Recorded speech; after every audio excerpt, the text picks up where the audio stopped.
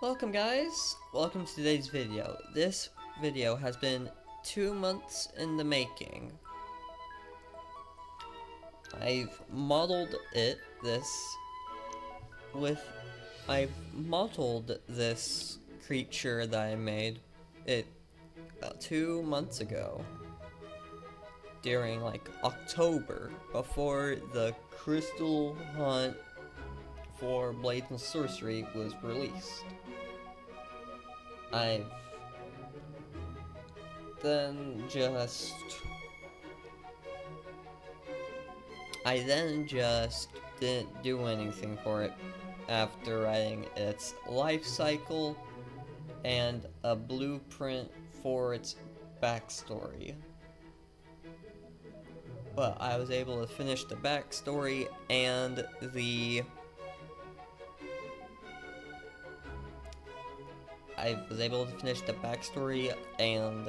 the drawings for it. And now, with all that out of the way, let's head into the life cycle and backstory of the living anvils.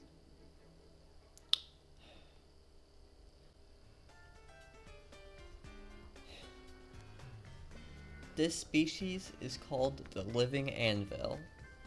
Its homelands are Mount Acme Lucite and the desert of Anhydrite. Living anvils are weak to ice magic, but resilient to bludgeoning damage.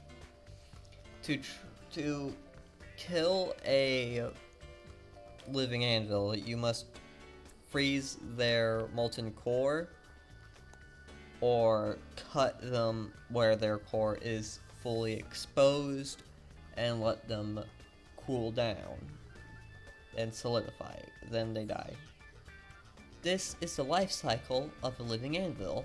When 2 or even 1 living anvil wants a child, they can get some cesium, potassium, and iridium and put it in a crucible with some fire salt and an empty lesser magic battery. While the lesser magic battery is requirement, higher batteries can be used, but with no effect. While the crucible is heating up, the parent or parents take turns stirring with telekinesis while heating the crucible with pyrokinesis. So the empty magic battery can absorb the magic, and that will make the soul of the living anvil.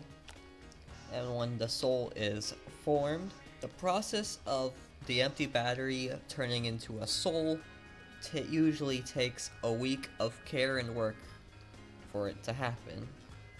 When the baby anvil is just a couple hours old, the parents or parent have to keep the baby warm and feed the baby a crucible of molten metals containing 10 to 15% copper, 20 to 25% zinc, and 65% iron, so the child can form a proper exoskeleton and survive.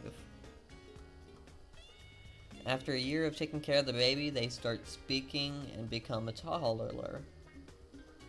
At this time, the child will start looking more like an ingot instead of a blob. When the living anvil becomes a toddler, they will start using telekinesis and a slight bit of pyrokinesis. It's not uncommon for the toddler to accidentally throw themselves at high speeds at this stage, but the child will not go more than a couple feet in any direction. At this time, the parent or parents have to either make or buy a pair of tongs for the baby and baby's first hammer for the toddler. The baby's first hammer, or the hammer they make, should be a little squishy, but with a proper grip, so the baby can hold it, move around, and hit a couple things. Get used to its new hand and hammer. When the living anvil becomes 2 years old, the child will be able to float around slowly and won't accidentally yeet themselves. So if your baby living anvil is 2 to 3 years old and yeets into your shins, they did that on purpose. But don't severely punish them for that. Just tell them that's wrong, and when the child is 4 years old, they will start going to kindergarten, where they'll learn the basics of reading, writing, and basic subtraction and addition, and making friends. This part of their life is very influential to how they will look and how they will act. During kindergarten and school is when the child will deviate from the ingot to a more anvil-like look. During kindergarten and school is when the child will deviate from the ingot to a more anvil-like look by growing a horn, waist, and a throat and a base. This is affected by the nature and personality of the child. For example, a violent child or a more leader-like role will have a sharper horn, steeper throat, and a thinner waist, showing that it will take the lead and be a little more aggressive. While a more calmer child would have a duller horn, more curved throat, and a wider waist, showing that they are more balanced with their emotions and thinking. During the young adult years, 19 to 27, this is where their diet makes a real crucial decision because it's when their exoskeleton will change the most. Their homeland will give out appropriate metal scraps for the civilians to eat, so no one gets a weak exoskeleton, but the anvils can also buy metal scraps to eat and to get a good color that they like from their exoskeleton. The place that they go to for the metal scraps to guarantee food quality metals and alloys is called the scrapyard. This is their version of a butcher shop, where scrappers, their butchers, chisel parts of metals and alloys off of large ingots.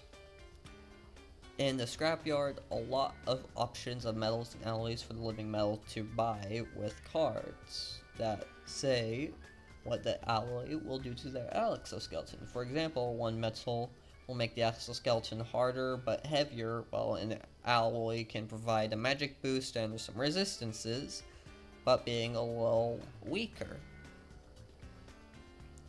As a living anvil gets older or stronger, their core burns hotter, but this can cause issues to the anvil by melting their exoskeleton and leaving them to cool off, then dying. Or they start cooling off around the ages of 125, and when that starts at around 125, they usually live for an extra 20 to 30 years, but the average life expectancy of a living anvil is 150.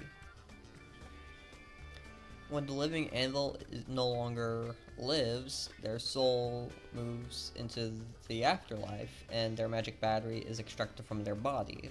Their exoskeleton is melted down into a tombstone that holds their battery, and both their battery and gravestone are placed in a cemetery. The cemeteries are a holy ground for the living anvils. It shows their dead, deceased relatives, and their magic batteries at the end of their life are very valuable, and their metal tombstones aren't as valuable as their magic batteries, but usually before the end of the life of the living anvil, they get to say if they want their magic battery and tombstone to be sold to give into their so the money can be given to their family or close friends. Give their magic battery to close friends, or give the magic battery and tombstone to science or experimentation. But if they don't want any of that and just want their tombstone and magic battery to be left alone in a cemetery, that those cemeteries would be guarded and would-be grave robbers would be deterred. Alright, so with the life cycle of the living anvils fully explained, and if y'all have any comments or questions about the living anvils life cycle, just leave it in the comments and I will answer them. But now, let's move on to their backstory and how they came to be. Within the past of desert anhydrite is a volcano called Mount Acme-Lucite. This mountain was home to a special type of dwarf-like rock people until a war between the Metallic Empire and the Nature Guardians happened. So please, dear listener, listen to this legend of the Thundergorves and their tragic extinction and possible resurrection. Long ago, in the desert anhydrite lived a civilization of ancient Thundergorves. The Thundergorves were a kind race as they adapted to their harsh environment and knew the struggles and how it felt to be in a terrible situation. Not much is known about their activities before metalworking, but it was probably to just scavenging for supplies and food, which were probably the prickly pears on the cactuses, or fishing. The Thundergorves were living in sandstone homes that they carved from the land to take shelter from the volcanic eruptions, but these eruptions would also bring thunderstorms and rain magma down from the sky, leaving their homes slightly melted with volcanic rock forming like icicles on their homes. Legend says after one especially harsh thunderstorm, a Thundergorv spotted a hunk of shiny material in the crater that was left by raining lava. After picking it up and feeling how sturdy the material was, he tried using it for mining instead of his fists and claws. That Thundergorv went into a cave and swung the shiny material at the nearest boulder, and to his surprise, was able to break the boulder in a couple swings compared to the hundreds of punches and scratches it would have taken him with his fists and claws. And with this information, the Thundergorv went off to tell his town about the shiny material. After telling the town about the shiny material and showing it before their eyes, the town was excited that they could carve out their homes easier. And a couple years went by as the Thundergorves were able to write down their history in stone tablets and make scholars and historians' jobs easier, thank the Nine, allowing us to figure out how they learned metalworking and made a metallic empire from their harsh desert homes. One of the tablets that we were able to decrypt says that during one of the storms from the eruption, a lady Thundergorv left their shiny material out in a clay dish to dry after cleaning them in the river. And by chance, some lava rained into the dish, causing the shiny material to melt. When the Thundergorv came back after the lava storm stopped, she was surprised to see that her shiny metal has melted in the dish, and went to the king to tell what happened. This was the first ever recorded instance of melting metals in the clay vessel of any kind, and the catalyst of the metallic nation was born.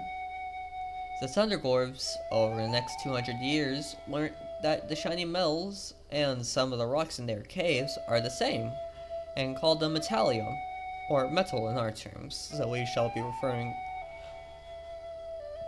to them to referring metallium to metal. And the discovery of metalworking and blacksmithing became a tradition for the Thundergorves Empire. A little side note to the scholars, apparently, what they just realized, metallium and metal, so instead of a metallic empire, it would be metallium empire. But I will still be calling it the metallic empire, where that's how everybody else in the scholars and historians working space calls them. The metallic empire. With this part of the Thundergorf story told, we should head to the saddest part of their story, their downfall, nearly 13 kings after discovery of metal smelting and their rising empire was about to meet their complete opposites. One day during the desert's harsh winter nights, a Thundergorf scout discovered a species that called themselves the Nature Guardians and that they wished to help this forest recover. While this scout tried to explain that this place has always been a desert, the Nature Guardians just thought deserts were unnatural and were a natural disaster that must be fixed, and asked if they could see the king, if they have a king to talk to. While the scout was uneasy, he still showed kindness and brought them to his king.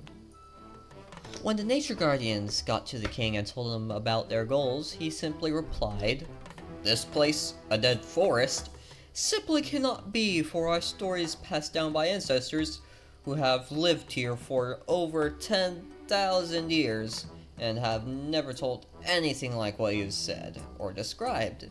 We can't let you turn our homeland into a forest, as you call it, for our home has never been one." The Nature Guardians took this as a declaration of war against nature itself and left in a hurry to get ready. While the king sensed something was wrong and had the blacksmiths make armor and the generals train soldiers, for he has sensed a war has been started by his actions. And with help of builders and engineers, made an underground city in case it was needed as a last resort for the upcoming war.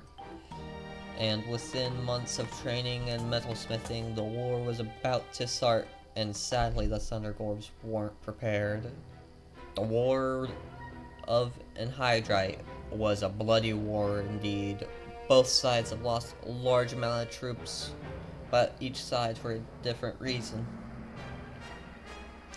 For the Thundergorves, magic was something they'd never seen before and did not know how to counter.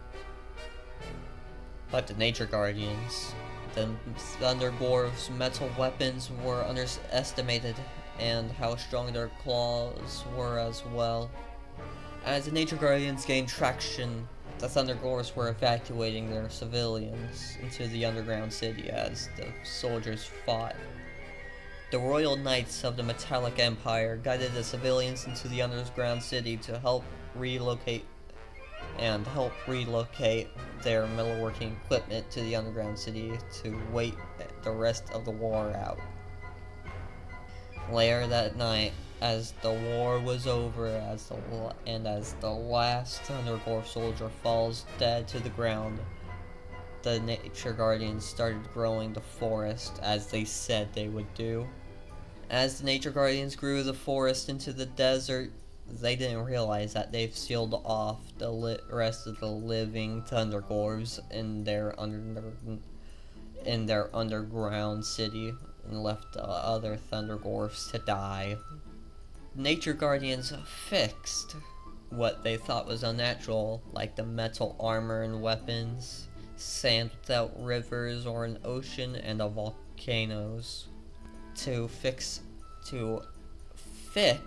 the volcano, they grew an elder tree to plug up Mount Acme Lucite. As the years progressed, the more pressure built up inside Mount Acme Lucite until 17 years after the Desert Anhydrite War. On that day in the middle of winter, a terrible consequence of their actions unfurled.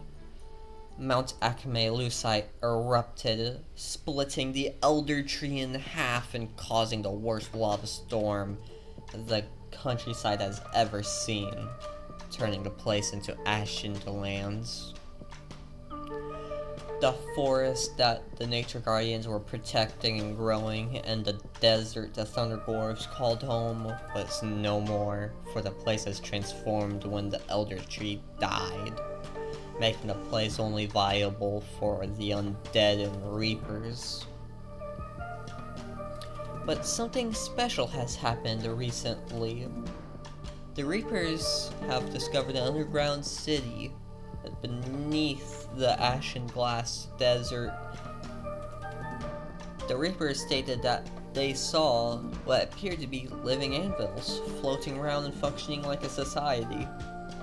They were friendly and didn't try to harm the reapers, which was good, and have integrated well into society above, showing off their skills in blacksmithing. But rumors have been going around that these are the same anvils the Thunder Dwarves used in their traditions, and are haunted by the souls of the Thunder Dwarves. But other rumors suggest Thunder Dwarves are still around, but that's just some rumors that started spreading around. We don't know entirely for sure.